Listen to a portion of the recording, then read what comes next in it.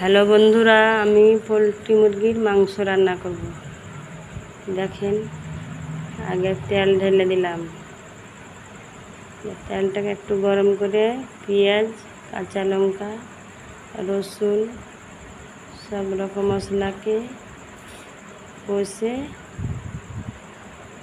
মরিচ, লবণ, হলুদ, তারপর মশলাটাকে কষে মাংসটাকে ধুয়ে দিয়ে দিলাম। মাংসটাকে ধুয়ে দেওয়ার পর মাংসটাকে কিছুক্ষণ কষে নিলাম।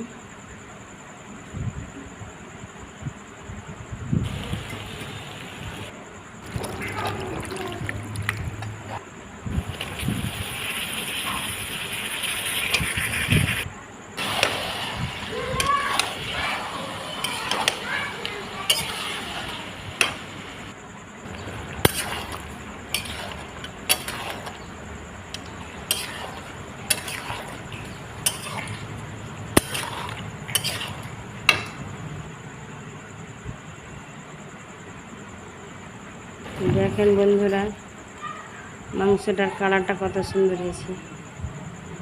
খেয়ে তো খুব টেস্টি ছিল মাংসটা। আমি ট্যাংটাও খেতে খুব ভালোবাসি, তো ওই জন্য আমি ট্যাংটাও নিয়েছি।